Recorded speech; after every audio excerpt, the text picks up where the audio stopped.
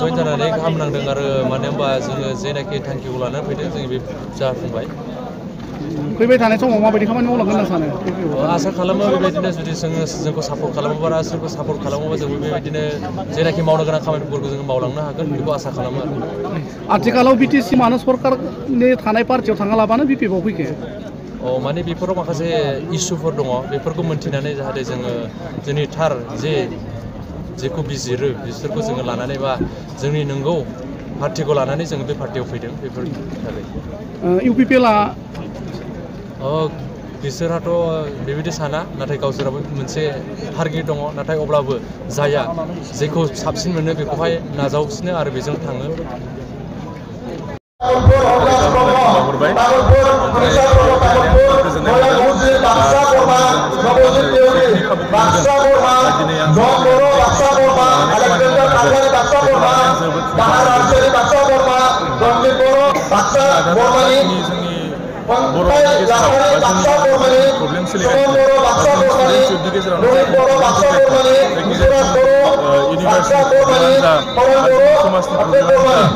गोदो जोंनि दा जोंखौ जेरै गावसोरनि गार्जेन जानानै जोंखौ जेरै दैदेनलांदों जों जेनेबा जोंखौ जाखिनि सापर्ट मोनो जों गासैबो जोंनि राजखान्थियाव थानानै माने बे स्टुडेन्टनि हानायखौ जेराव दंमोन जों बा जों सापर्ट खालामदोंमोन जोंनो प्रब्लेम जानानै दं बिथांमोना बेखौ बुंनो हाला आङो सिस्टेमजों हायाखै बेखौ बुंनो जाखिनि जोंनो सुबिदा नांगौमोन जोंनो गोबां फैयो बा जोंनि बेखिनिखौ सार्भिस जोंनो सुफुंनानै दा जोंनि 40% पास जानानै एभेलेबल होनायनि उनाव 40%खौ जों मोनगौमोन आरो बेखौ जों गोबां सम होदोंमोन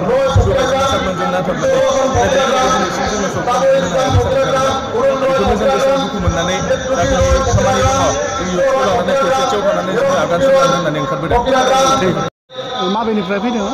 आङो चिरां दुवारनि एसटि मोसानि आफादगिरिमोन। ओमफ्राय बिथाङा जोंना चिरां दुवार जुब मोसानि जेनेरेल सेक्रेटारि बिनानाव स्टेट एक्जिकिउटिभ मेम्बारमोन आरो। दिनैहाय माने स्टेटआव बिजेपि आरो बिटिसिआवहाय बिजेपि आरो इउपिपिएल जयेन्ट सरकार सोलिगासिनो दङ खिन्थु सरकार सोलिबाय थानायावबो सरकार दिनैनि दिनाव जों एसे बर' हिसाबै बा जोङो काउन्सिलाव थाग्रा हिसाबै जोङो काउन्सिलखौ जेब्ला जोङो मजबुत खालामनांगौबा जोङो स्टेटआव एफाराब गिदिर दलाव थानानै जों जाया जोङो रिजनेल पार्टियावनो थानानै जों खामानि मावनांगोन अब्लासो जोङो साक्सेस जागोन। जोङो जेबायदि नुदों दिनैनि जयेनखौ नायोब्ला आरो सिगाङावबो जों नुबोबाय थादों जेबायदि जेन'बा सापर्ट खालामनो फैदों जोङो बे हिसाबै जों फैदों इयुनाव जोङो पार्टिनि जानानै जों सिंजों खामानि मावबाय थागोन आरो जोंहा अनेक मानसि फैबावनांगौ दङ जों बिसोरखौबो लाबोगोन अलरेडि जोंजों दंजोबखायो माने खोथा होनानै दंखायो नालाय जों बिसोरखौ लाबोगोन आरो बिदिनो जों मजबुत बादायलांगोन। दिनै नोंथांमोना राजाफोरखौ जों बेखौनो खावलायनो नागिरो दिनैनि दिनाव माने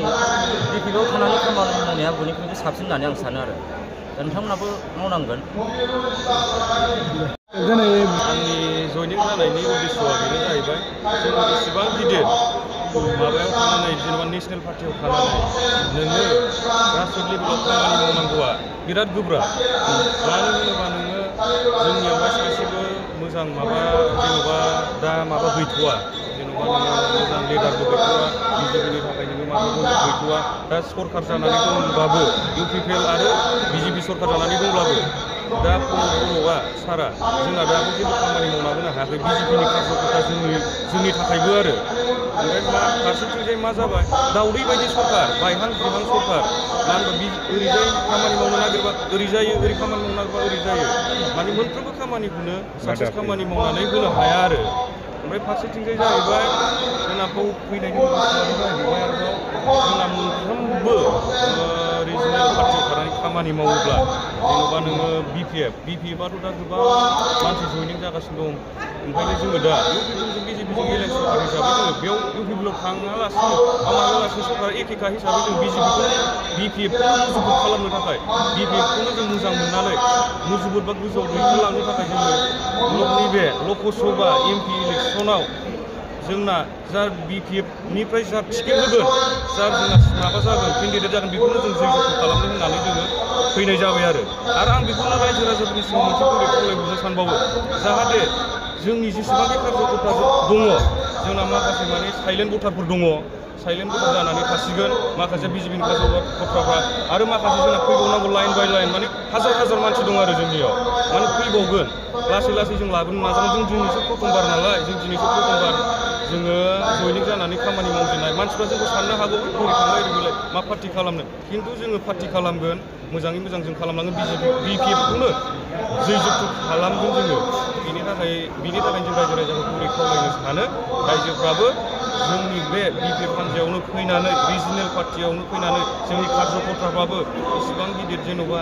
नेसनेल पार्टियाव थायालाबानो फैनानै खामानि मावफैयो बेखौनो आंनि कार्जकर्ता बेसेबां लोगोरियाफोर दं बेखौ आङो गुरै खावलायहरनाय जाबाय जाहाथे जोंजों मासाब जायो